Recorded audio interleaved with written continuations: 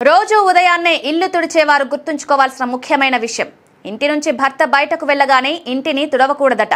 ఇంటి సభ్యులంతా వెళ్లిపోయాక కూడా ఇంటిని తుడిచే అలవాటు మంచిది కాదంటున్నారు.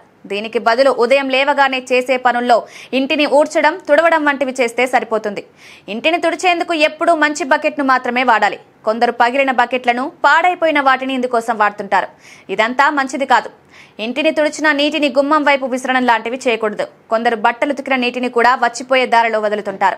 ఇది ఆ నీటిని దాటి వెళ్లిన వారికి అనారోగ్యం పాలు చేస్తుందని గుర్తుంచుకోవాలి. ఇంటిని తుడిచిన నీటిలో ఉండే బ్యాక్టీరియా కాలిగోర్ల నుంచి శరీరంలోకి వెళ్లగలదు. ఇది రోగాలను తెచ్చి డబ్బు ఖర్చయ్యేలా చేస్తుంది.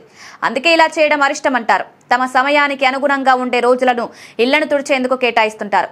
ఇందులో గురువారం రోజున ఇంటి నేలను తుడవకూడదని శాస్త్రం చెప్తోంది. ఇలా చేయడం వల్ల ఆయా వ్యక్తుల జాతకంలో గురుబలం తగ్గిపోతుంది. ఎన్ని గ్రహాలు అనుకూలంగా ఉన్నా గురుబలం లేకపోతే ఆ ఇంట శుభకార్యం జరగదని పెద్దలు చెప్తుంటారు. అందుకే ఇలా చేయడం వల్ల చెడు ఫలితాలే ఎక్కువ. ఇంట్లో ఏదైనా నెగిటివ్ ఎనర్జీ ఉన్నట్టు అనిపిస్తున్నా, తరచూ భార్యాభర్తల మధ్య గొడవల వంటివి జరుగుతున్నా ఈ రెమెడీ ఖచ్చితంగా పాటించాలి. ఇంటిని తుడిచే నీళ్లలో కాస్త గల్లుప్పును కలపాలి. ఇలా చేయడం వల్ల ఇంట్లో ఉండే దోషాలు నివారించబడతాయి.